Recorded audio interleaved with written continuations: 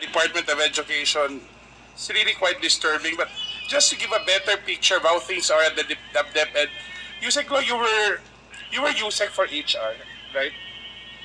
Mr. Chair. Yusek Margado. Yes, Mr. Chair. Yusek, can you walk us through the process that DepEd followed in the selection of USECs and ASECs? Kasi I remember at that time there was a heightened attention at hiring of the best and the brightest for DepEd. Would you share with us if there was an emphasis on appointing the most qualified and capable individuals? Mr. Chair. Thank you, Mr. Chair. Actually, that's why we all started out inspired, and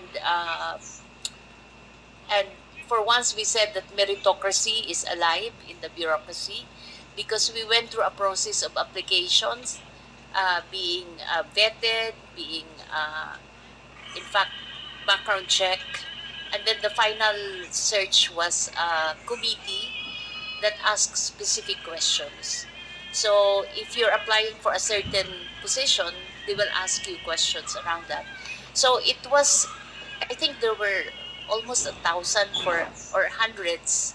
I'm not sure, but we were informed that there were so many applicants. It was CES board that made the application, the search, the announcement, and it says if your career and you're smartest and the brightest, you can apply. So we did apply online, and then we received notice for interview, and then after a while we got a notice that you are hired as undersecretary for Bureau of Human Resource and Organizational Development. So that's how the process went. Mr. Chair, is this same process for the other portfolios? Yes. Given your experience in government, Mr. Chair, would you say this was something unusual for a government agency to go through this process compared to the other agencies that you worked before? Yes, that's why I said we were inspired when we started out. In fact, I recall I even posted in my day saying that meritocracy is alive when we were chosen. So when this string of resignations happened, Mr. Chair, as HR, have you ever, tried to understand why these resignations were happening? Were these resignations ever addressed or seen as a cause for concern within the department?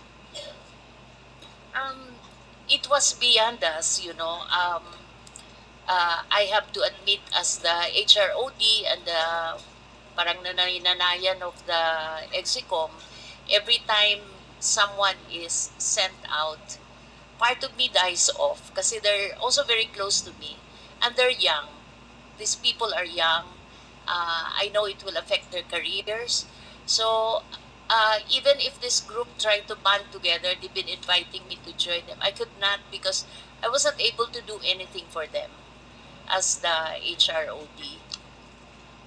Mr. Chair, would it be fair to say that even if you're using the word resignations, these resignations were in fact de facto dismissals? Yeah, because they didn't want to, but they have to because pride na rin siguro that they... And Mr. Chair, the decision to dismiss them was entirely the Vice President's decision as Secretary of Education. It was the three, it was Yusek Sulaika of OBP, then one was si Yusek Powa yung inutusan, and then yung isa si Asek Shine. So you mentioned Yusek Sulaika Lopez, the Chief of Staff at the Vice President. And at the time when she talked to this outgoing, dismissed undersecretaries and assistant secretaries, she was not part of the Department of Education, correct? No. So her role was really as Chief of Staff to the Vice President.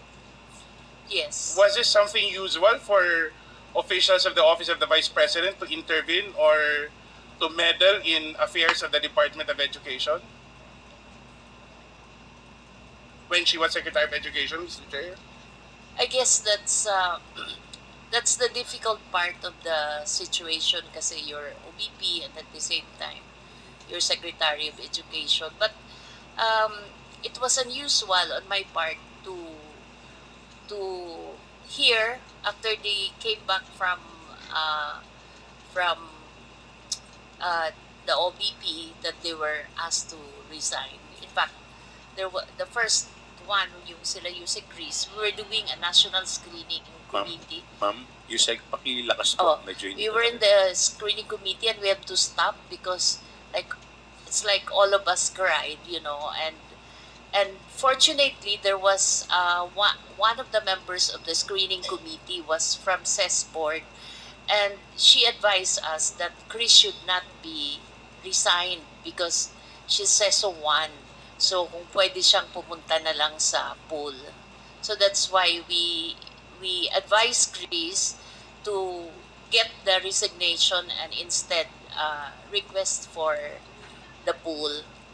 Mr. Chair, Yusek, kanina you mentioned a narrative na some officials were being called at a certain hour and were told that they were being asked to resign or dismissed with the same day, I Yes. believe. So, paano yun? May dala na silang resignation nung pinatawag sila? Or how was the process done? I guess they were asked to submit right there and then. Right there in front of Yusek Sulaika. I'm not sure if kay Sulaika or sa amin sa Dept. But definitely wala silang dalang resignation letter when they were wala, told because they didn't know that they will have to go. that they will have to be resigned. So wala ding opportunity, Mr. Chair, Yusek, that exit calls were done for transparency and accountability? Was there even a chance that the former Deputy Secretary, the Vice President, would meet with these officials para pa-thank you lang naman for the services rendered? No exit calls. No explanation on the part of the Vice President? Well, it was not explained to the execo. So that was a very unhealthy precedence kasi parang after that we all ran scared that we might be the next one. Paano kung seso, Yusek, Mr. Chair? Kasi syempre, we have certain rules to follow when it comes to career executive service officers. Was there another process? Was there due That's process? why they have to resign.